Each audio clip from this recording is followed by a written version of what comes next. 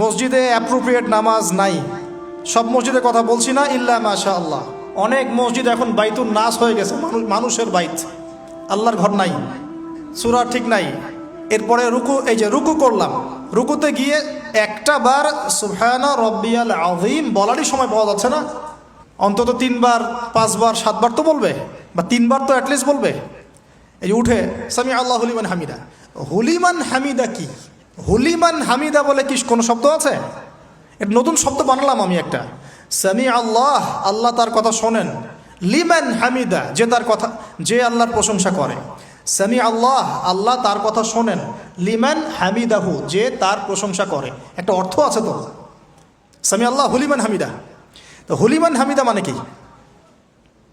প্রতিটা জায়গায় সমস্যা, প্রতিটা জায়গায় সমস্যা। নামাজ, এখানে আমি একটা কথা বলতে ভিতরে চলে আসি। নামাজের আমাদের তাজকিয়া উঠে যাচ্ছে, আধ্যাত্মিকত্ব পাচ্ছেন না। আপনি নামাজ নিজে পড়ে নিজে ফিল হচ্ছেন আপনি নামাজ পড়েছেন। সেজদায় গেলেন, সেজদা মনে হচ্ছে ব্যায়াম, টাপাস টাপাস। মাঝখানে বসারও সময় নাই, মাঝখানে বসে যে একটু দোয়া পড়তে হয়, আল্লাহুম্মা গফিরলি ওয়ারহামনি, কত চমৎকার দোয়া। আল্লাহুম্মা গফিরলি, আল্লাহ আমাকে মাফ করে দাও। ওয়ারহামনি, আল্লাহ আমাকে রহম করো। ওয়াফিনি, আমাকে নিরাপত্তা দান করো। ওয়ারজুকনি, আমাকে রিজিক দান করো। এই তো দোয়া। নামাজের দোয়া বাদ দিয়ে নামাজের পরে লম্বা দোয়া। হ্যাঁ, নামাজের মূল দোয়াই নাই। আর আমাদের বাংলাদেশে কিছু গ্রাম আছে, ওখানে আবার দোয়া নিয়েছে মারামারি আর ক্যাচাল। এক একজন বিড়ি ফ্যাক্টরির মালিক, বিড়ি ফ্যাক্টরি, তামাক ফ্যাক্টরি, ওরা মসজিদে গন্ডগোল করে, দোয়া হাত তুলে করবে না করবে না। মানে বাদ দেন, আল্লাহ হেফাজত করুন আমাদেরকে। আল্লাহ আমাদেরকে পরিপূর্ণরূপে নামাজ পড়ার তৌফিক দান করুন। নামাজের প্রত্যেকটা বিষয় বুঝে বুঝে পড়লে এত মজা লাগে, এত স্বাদ লাগে, আপনি নামাজে ডুবে যাবেন। আর নবী সাল্লাল্লাহু আলাইহি ওয়াসাল্লাম কীভাবে সারা রাত নামাজ পড়তে পারেন, রাতের একটা লম্বা অংশ কেমন করে নামাজ পড়তে পারতেন? কারণ তিনি তো ফিল করতেন কি পড়তেছেন। তার তো ক্লান্তি লাগতো না, তার পা কখন ফুলে গেছে তার টেরি পাচ্ছেন না তিনি। কেন সাহাবীদের পা থেকে তীর খোলা যেত? কারণ নামাজে দাঁড়িয়ে তারা ডুবে গেছেন আল্লাহর মধ্যে। আল্লাহ আল্লাহ, এটা তো বললে অনেকে আকীদার প্রশ্ন তুলবে। আসলে আল্লাহ পাকের সাথে আমি বিলীন হয়ে যাচ্ছি এখানে। এই বিলীন মানে কি? শারীরিক বিলীন। আমার মনন আল্লাহর প্রতি নিবদ্ধ হয়ে যাচ্ছে। এই তো নামাজ। এই নামাজ মেরাজুল মুমিন বলে না, আল্লাহর মুমিনদের জন্য মেরাজ। নামাজটাই তো মুমিনদের জন্য মেরাজ। তো মেরাজ মানে কি? সাক্ষাৎ, দেখা সাক্ষাৎ। তা আমাদের নামাজে তো আল্লাহর কোনো ফিলিংসই আসছে না। সেজদা করছে, সেজদায় নবীজি বলেছেন বেশি বেশি দোয়া করো, কারণ সেজদায় যে দোয়াটাই করবা কবুল হয়ে যাবে ইনশাআল্লাহ। তো সেজদায় তাসবিহ পড়ারই টাইম পাচ্ছি না, দোয়া করব কখন? একটা দোয়া করতে গিয়ে দেখলাম ইমাম সাহেব তাশাহুদ শুরু করে দিয়েছে, আর আমি তাশাহুদ ধরতে গিয়ে দেখলাম তাশাহুদ শেষ করতে করতে সালাম শেষ, আমার দরুদ শরীফ বাকি আছে। তো ওই জন্য বিশ্বাস করেন আমি নামাজটা আবার দৌড়ায় পড়ে আসছি, মাগরিবের নামাজ। ছোট ভাইকে নিয়ে বললাম পাশে দাঁড়া, নামাজ হয় নাই। কেন হয় নাই? রুকু সেজদা করতে পারি নাই। নামাজ হবে কিভাবে? এক ওয়াক্ত নামাজ চলে গেল। এই এক ওয়াক্ত নামাজ কি আমার জীবন আবার ফিরে আসবে কিনা? আর আপনারাই বলেন তো, কিয়ামতের মাঠে সবচেয়ে প্রথম কোন আমলের হিসাব হবে?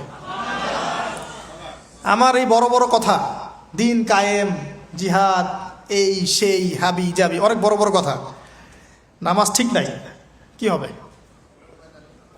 ফায়দা আছে কোনো? এই জিনিসটা যদি আমাদের সমাজ থেকে আস্তে আস্তে বিদায় নিতে থাকে তাহলে তো সমস্যা। আল্লাহ পাক আমাদের সবাইকে পরিপূর্ণ নামাজি হওয়ার তৌফিক দান করুন। একটা কথা বলতে গিয়ে অনেক ভিতরে চলে আসলাম। দাউদ আলাইহিস সালামের নামাজ আল্লাহর কাছে অনেক প্রিয় ছিল, আর তার সওম রোজা আল্লাহর কাছে অনেক প্রিয় ছিল। আমাদের সবাইকে আল্লাহ পাক এই মহামানবের জীবন থেকে নামাজ শেখার তৌফিক দান করুন, রোজা রাখার তৌফিক দান করুন। এবং কোরআন, তিনি জাবুর তেলাওয়াত করতেন, এত মধুর সুরে তেলাওয়াত করতেন, পাখি এসে তার তেলাওয়াত শুনতো, মাছ এসে তেলাওয়াত শুনতো। আমাদের তেলাওয়াত তো মাশাআল্লাহ করলে মানুষ বিরক্ত হচ্ছে, আমাদের তেলাওয়াত শুনে মানুষ বিরক্ত হচ্ছে। তো আল্লাহর ওয়াস্তে আমি একটু রিকোয়েস্ট করি সবাইকে, আল্লাহর ওয়াস্তে আপনারা সবাই বিশুদ্ধ করে তার তিলের সাথে কোরআন তেলাওয়াত করা শিখবেন ইনশাআল্লাহ। 1 বছর সময় লাগে লাগুক, 2 বছর লাগে লাগুক, 3 বছর লাগে লাগুক, এতে ইনশাআল্লাহ জীবনে বরকত হবে, হায়াতে বরকত হবে, রিজিকে বরকত হবে, আল্লাহর সাথে কানেকশন থাকবে, কোরআনের সাথে আপনার সম্পর্ক থাকবে। কোরআন কাল কিয়ামতে আপনার পক্ষে সাক্ষী দিবে ইনশাআল্লাহ। আল কোরআন হুজ্জাতুল লাকা ওয়া আলাইক, কোরআন আপনার পক্ষে সাক্ষী দিবে বা বিপক্ষে সাক্ষী দিবে। আল্লাহ রসুল বলছেন লা হাসাদা ইল্লা ইসনাতাইন, দুইজন ব্যক্তি ছাড়া কারো প্রতি ঈর্ষা করা জায়েজ নাই। এক, রজুলুন আতাহুল্লাহুল কোরআন, এমন একজন ব্যক্তি যাকে আল্লাহ পাক কোরআন দিয়েছেন, সুবহানাল্লাহ। ইয়াকুমু বিহি আনা আল-লাইল ওয়া আনা আন-নাহার, যে কোরআন কেন্দ্রিক, সে দিনের বেলা আমল করে, রাতে তাহাজ্জুদের নামাজ পড়ে। আরেকজন ব্যক্তি রজুলুন আতাহুল্লাহু মালান, একজন ব্যক্তি যাকে আল্লাহ পাক সম্পদ দিয়েছেন, ইউনফিকু বিহি আনা আল-লাইল ওয়া আনা আন-নাহার, এই টাকা পয়সা মাল সম্পদ ইসলামের জন্য সে দিন রাত খরচ করে। এই দুই ব্যক্তি ছাড়া অন্য কারোর প্রতি ঈর্ষা করা জায়েজ না। আর এগুলো হাদিস তো অনেক শুনেছেন, প্রত্যেক হরফে 10 নেকি করে পাবেন। কোরআন আপনার পক্ষে সাক্ষী দিবে। সূরা বাকারা, যে ঘরে তেলাওয়াত করা হয় সূরা বাকারা, শয়তান সেই ঘর থেকে দূর দূর করে পালিয়ে যাবে। সূরা আলী ইমরানের শেষের 10 আয়াত মুখস্থ করবেন, সূরা বাকারার শেষের 3টা আয়াত মুখস্থ করবেন, সূরা হাসরের শেষের 3টা-4টা আয়াত মুখস্থ করবেন, সূরা কাহাফের প্রথম 10টা আয়াত মুখস্থ করবেন, সূরা কাহাফের শেষের 10টা আয়াত মুখস্থ করবেন। এরকম অনেকগুলো সূরা আছে, সূরা ফালাক, নাস, ইখলাস, সূরা ফালাক, নাস, ইখলাস, কাফিরুন ইত্যাদি।